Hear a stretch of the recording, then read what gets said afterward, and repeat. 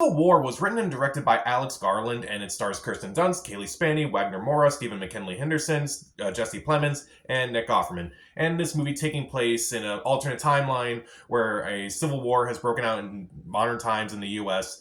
A group of war photographers, they travel across the U.S. during the Civil War to get an interview with the president.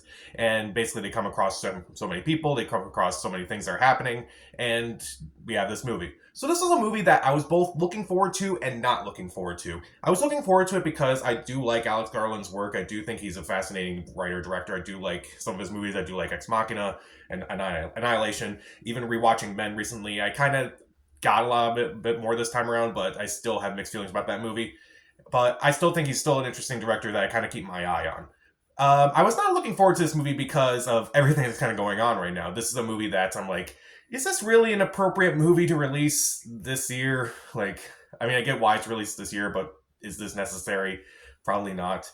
But I was still kind of intrigued by it, mainly because I do like I did like the trailers. I do like Alex Garland. It does have an interesting cast, and overall, I do think this movie has really good ideas. I do think it has really good moments, but I also feel like it's a movie that clearly is missing a lot of information that you kind of need to know about. And I feel like I don't want to say it's a letdown, but it's a movie where it's like I'm still kind of thinking about it. And at the same time, like, I don't know if I like this or just think it's okay. But let's start off with the things I do like this movie. First off, I thought the actors did a really good job, particularly Kirsten Dunst. She's gotten a lot of flack over the years over certain roles, but then she kind of like changed her career around with like her performance on Fargo. She was recently nominated for an Oscar, and I think her performance here is one of her best. I think she's fantastic. I do think her character, it's clear that she harbors a lot of like trauma from like a lot of the stuff that she went through, and she tries to hide it, and she does a really good job of it. Kaylee Spaney, I also did an interesting job. I didn't care for her and Priscilla too much. I thought she was just okay. But here, I thought her character was a lot better. I thought her character was a little bit more interesting. Everyone else does a decent job. Wagner Moura is fine. Stephen McKinley Henderson is nice as this kind of like seasoned journalist who's kind of been through it all. Jesse Plemons steals the one scene that he's in, but I'll talk about that later. He is both terrifying and a little bit funny at the same time, but he's really good despite the very small role that he's been given. I do think this movie builds the intensity throughout the entire movie, and I think it works incredibly well. And I think a lot of people may be misled by that, think, oh, this is an action movie. Well, it kind of builds throughout the entire movie, and I feel like that kind of works for me because it's like it kind of like makes things a little bit more. Obviously, it makes things more intense by the end of the movie. So by the end, it's like, oh, okay, now we're really getting into it and such. And I'm like, I feel like that's kind of the best way to go about this movie. I do think the themes are also very interesting too about, what's the cost of remaining neutral? How long can you remain neutral in a situation like this? Can you really be complacent in a situation like this? Can you really ignore a situation like this? I do think the movie does explore a lot of themes pretty well, especially with considering that the main characters are, journalists. They kind of have to. They're supposed to be impartial, but they're kind of like trapped in like all these like crazy situations, and they kind of have to make horrible decisions throughout the movie. And I do like how Alex Garland kind of uses silence in this movie. There's not a lot of music in this movie, but I'll kind of talk about that in my negatives. But I do think the silence really does work at times, especially when you kind of see like them taking their photographs and such, and also like when situations happen. I do think it really is effective. It is effective of the whole show don't tell thing I've been talking about like recently.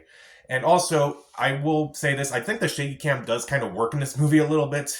A lot of it, like I criticized it in Monkey Man a couple weeks ago, and I said that the shaky cam didn't really work for me there, but the shaky cam does kind of work for me because it makes it look a little bit more, I don't want to say more realistic, but it kind of makes a little bit more sense because they're like caught in the middle of this whole thing, and it's kind of like, I feel like it's a little bit better because like they're trapped in these situations, and it's like they kind of can't really have like, just have the camera just stay still at any point. So it's like, okay, it kind of makes sense why this movie's a little shaky at times.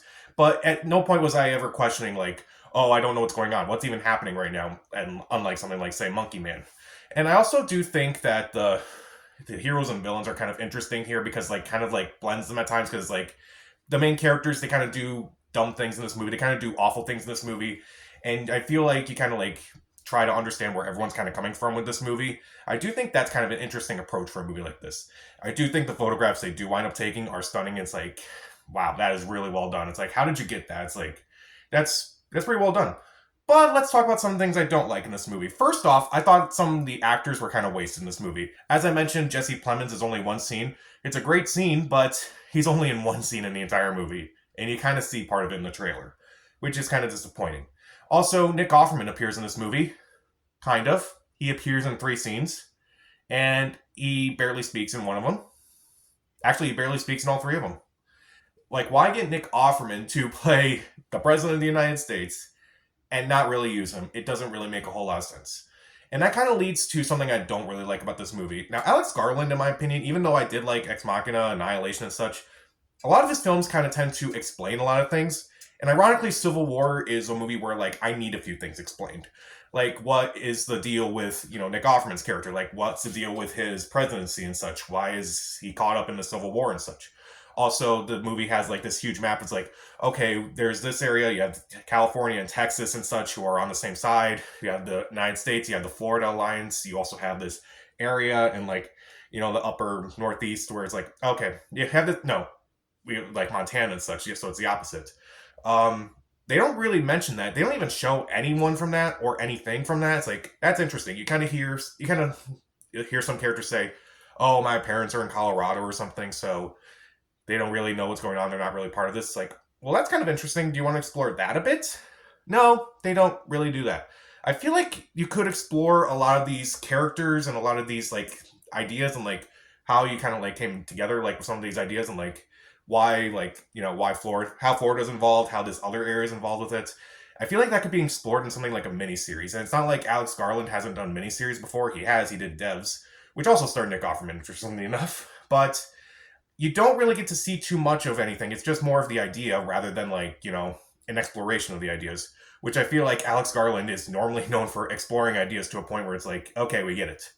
And also, I feel like the use of music is not really that great. The movie uses a soundtrack for a lot of the music, and honestly, the music just didn't resonate with me. And also, this may be a spoiler, but there are so many stupid decisions, particularly in the last act, where I'm like, I don't buy that. I just really don't buy that. I I don't want to spoil it, but it's definitely so many moments where I'm like, yeah, I don't know how you came to this ending, like why you thought this was a good idea to end it this way.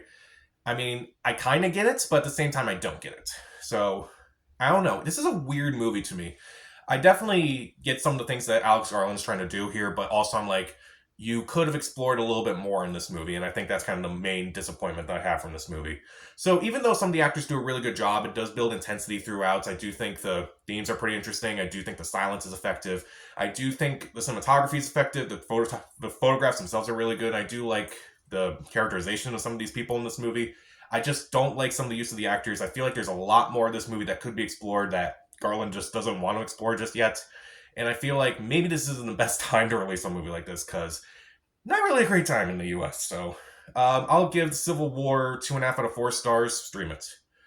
So, what's your favorite Alex Garland movie? Comment down below, subscribe to the channel. This is Pat, and stay safe.